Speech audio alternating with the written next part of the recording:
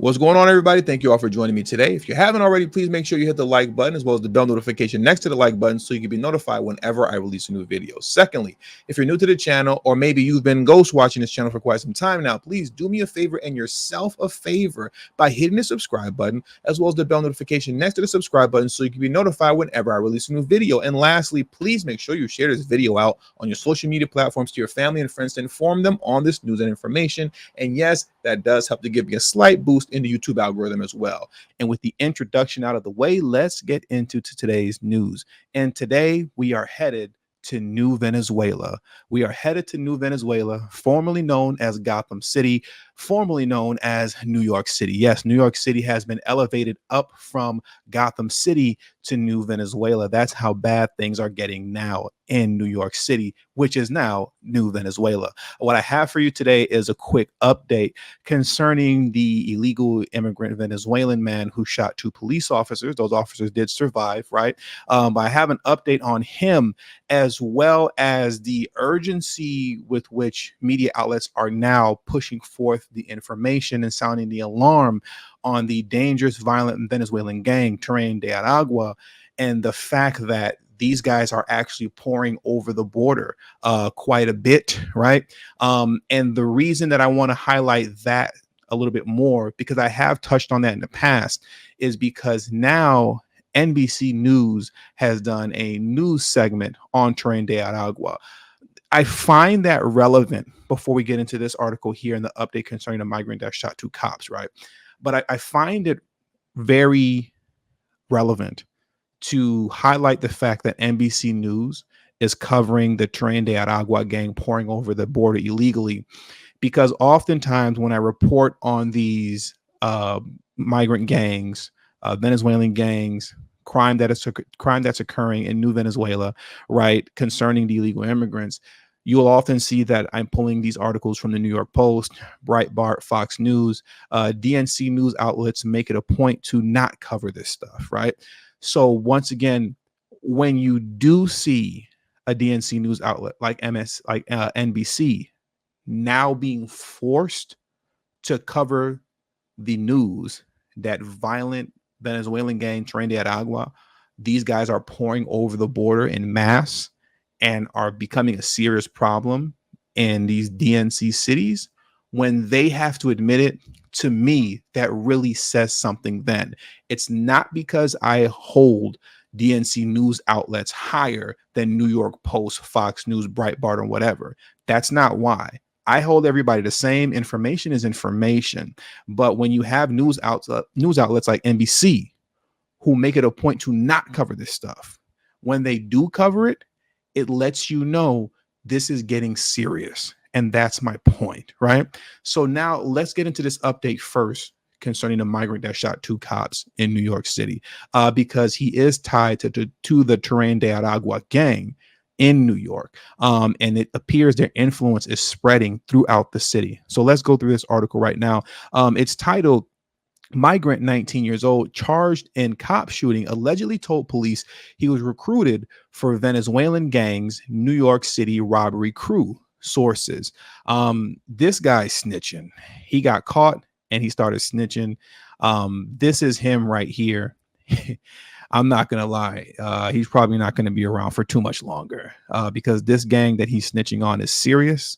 They don't play around. And I don't know. We'll see what happens with him.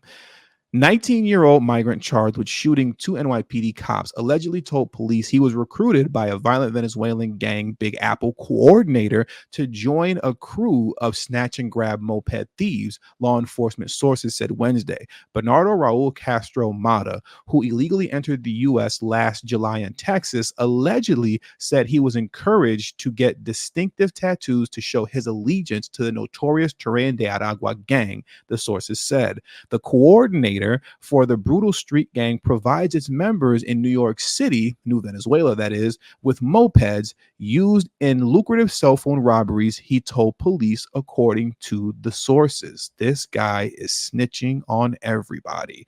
Mata of Venezuela arrived at the Queen's Shelter, a facility catering to families with 3 other people, but hadn't been living there since May 15th, sources have said. In the following weeks, he's suspected of taking part in a series of grab and run moped robberies across the 5 boroughs, according to the sources. Mata was arraigned from a Queens hospital Wednesday on 2 counts of attempted murder and other charges for the shooting that left 2 police officers wounded. Cops have yet to charge Mata with the other robberies. Now, here's the important part that I really want to make it a point to highlight concerning what's happening in New Venezuela. The sources also said that Mata was believed to be part of the Tren De Aragua gang, and please listen up, whose members in Venezuela are encouraged to shoot at police. I repeat, whose members in Venezuela are encouraged to shoot at police. These guys are encouraged to shoot at police. They're told to do so. What's the relevancy in that?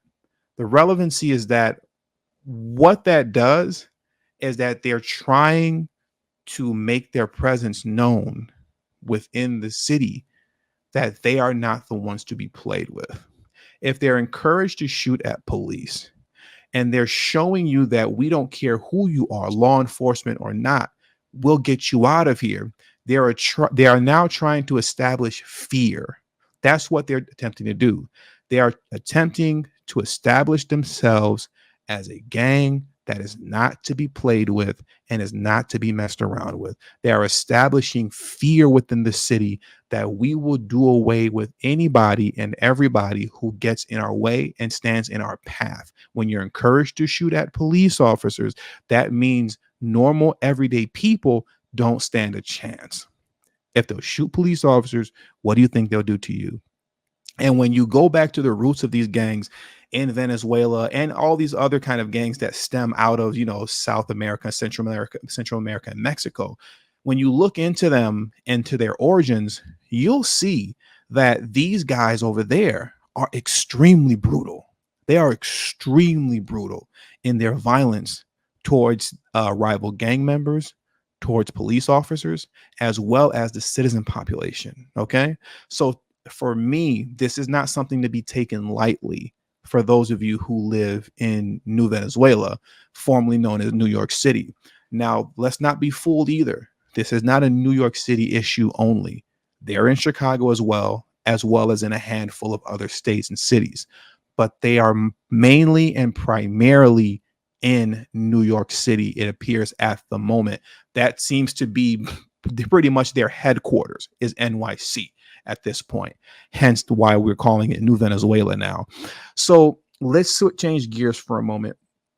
I want to change gears and I want to go into this NBC News clip right now also, because like I said, when NBC News, a DNC news outlet, has to give it up and tell the truth about what's going on with the dangers of violent Venezuelan gang members pouring over the borders and coming to a city near you, when a DNC news outlet has to confess the fact that this is a thing, now you know it's real.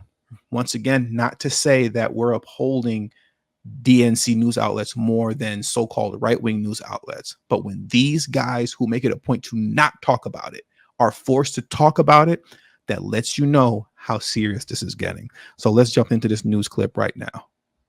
Tonight, the new warning from law enforcement that among the record number of migrants that have crossed into the U.S. are members of a Venezuelan street gang. NBC News learning there are more than 100 Homeland Security investigations involving suspected members of the Venezuelan gang Tren De Aragua, according to 2 DHS officials. NBC News has learned the gang is suspected in criminal cases in at least 5 states. Let's stop right there. Let me rewind back just a little bit. So where are they operating at right now? They are operating mainly out of New York City, New Venezuela, mainly out of New York. But as you can see, they are in Indiana, Illinois, Texas, and Louisiana as well. That's where they are operating out of right now. How big of a threat is Tren De Aragua? I mean, they are a grave threat.